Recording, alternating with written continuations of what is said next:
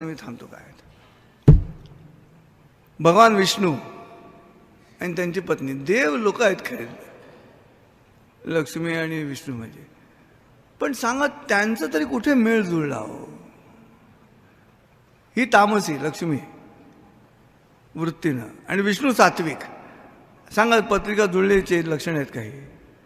शंकर भगवान आणि पार्वती पत्रिका जुळले का? नाही, ते तामसी तर ही सात्विक. पण मग बुद्धिबळाचा डाव दोघांनी खेळला आणि तो पुरुषांनी खेळायचा असो. लक्षात ठेवा, माझ्या बाजूची लेफ्ट साईड माझी. It is your duty. त्या दोघांनी काय केलं, डोकं शांत राहावं म्हणून एक समुद्रात आणि एक हिमालयात. थंडच थंड. का नातं मेंटेन करायला पाहिजे. स्थान बदल केला. का स्थान बदल केला? ह्या कारणासाठी. आणि म्हणून तरेवाईक आणि नातेवाईक ह्याच्यामध्ये सगळ्यात महत्त्वाचा दुवा पती पत्नी हे जरी मूळ नातं असलं या सगळ्या कुटुंबाचा डोलारा निर्माण होण्यासाठी, तरी त्या मुळातलं अधिक महत्त्वाचा माणूस आहे तो पुरुष आहे, ती बाई नव्हे. खरंच सांगतो मी, ही पुरुषांनी करायची गोष्ट आहे. आता ते बोर्ड काढून टाका. सुखी समाधानी गृहिणी घराचं लक्षण पेक्षण, निरोगी आणि विनोदी पुरुष हे समृद्ध घराचं प्रथम लक्षण, असे बोर्ड लावायचे होते.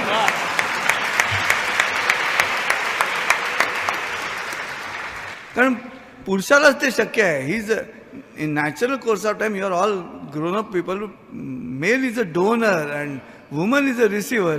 जो डोनर आहे ना त्यांनीच सत्कार्य करायचं असतं. रिसिव्हरकडे सत्कार्याला वेळ नसतो. जी गोष्ट मूल वाढवण्यासाठी घडते तीच स्त्रियांच्या डोक्यातही घडत असते. मूल होण्याची जी प्रक्रिया आहे तसंच घडतं गर्भाशयामध्ये. विषय आतमध्ये घ्यायचा, आपला विषय त्यात मिसळायचा, तिसरा विषय तयार करायचा, 9 महिने मोठा करायचा आणि डिलिव्हर करायचा. बरोबर आहे. हेच मेंदूत घडतं स्त्रियांच्या. नवीन टॉपिक आत घ्यायचा, आपला टॉपिक त्यात मिसळायचा, आपलं मत, आणि तिसरंच टॉपिक बाहेर काढायचं.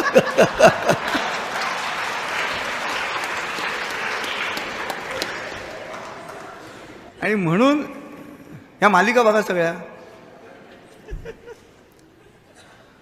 एकही मालिका नाही सासरा आणि जावई यांचं भांडण होईल.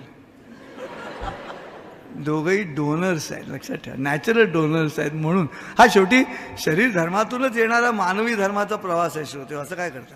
आणि ते लक्षात आलंच पाहिजे. ह्याच्यात ना पत्नी म्हणून किंवा स्त्री म्हणून माझ्या बायकोची चूक नाही. याच्यामध्ये मी त्याच्यावरती बुद्धिबळाचा डाव खेळला पाहिजे. म्हणून सासू सुनेमधलं भांडण आहे.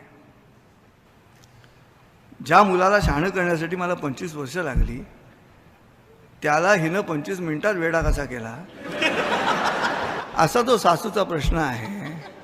त्याला उत्तर नाही आहे ना. आणि म्हणून इंग्रजी लग्नपत्रिकेमध्ये प्रज्ञा वेड्स संजय असं दिसतं. तो वेड शब्द मराठी आहे, तो इंग्लिश नाहीच आहे.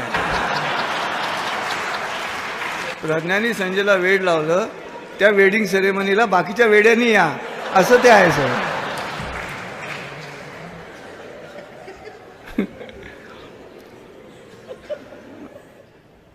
आणि म्हणून जरी तुम्ही सुनबाईने सासू, एक तर मला मी कपाशका नेहमी सांगतो की सासूबाईंना सासूबाईच म्हणा.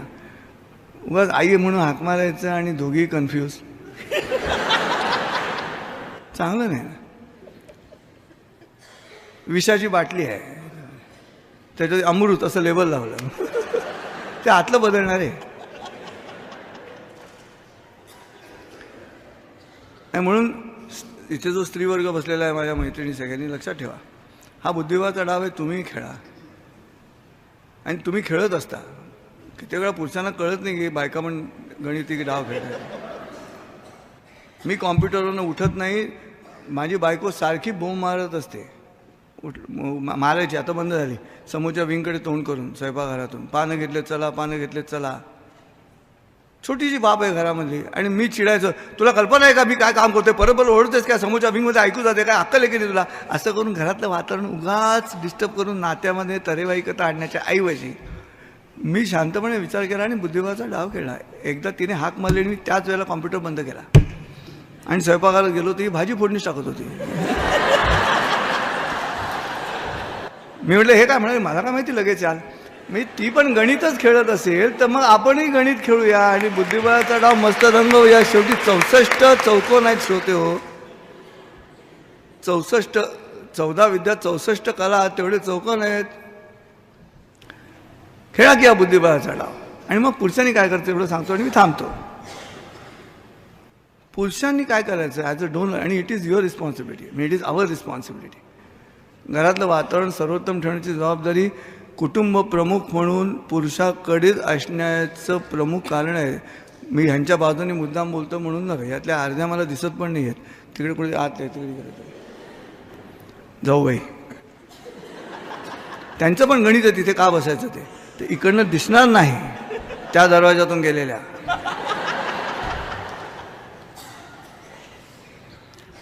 लक्षात ठेवा पुरुषो, आपली विचारसरणी गोलाकार ठेवा म्हणजे प्रॉब्लेम सुटतो. वर्तुळ आहे सगळं. वसुदैव कुटुंबकम म्हणायचं असेल तर पुरुषांनी आपली विचारसरणी गोलाकार ठेवायची. माझ्या दृष्टिकोनातून कोण घ्यायचाच नाही. कोण घेतला की टोचतो. From my point of view म्हणालात की डिसअपॉइंट झालाच कोणतरी. आणि वर्तुळाकार ठेवलं की मग प्रॉब्लेम येत नाही. बायको टँजंट, आई टँजंट, असं सगळं कोणी अडतच नाही. मधल्या वर्तुळावरती कुटुंब मस्त फिरत राहतं. आणि मग ह्या नातेवाईक वर्तुळातून तरेवाईक जन्मालाच येत नाहीत. आणि एकदा या वर्तुळातून तुम्हाला कळलं की अरे कोणी अडतच नाही आपल्याशी, सगळं छान फिरतं आहे चक्र.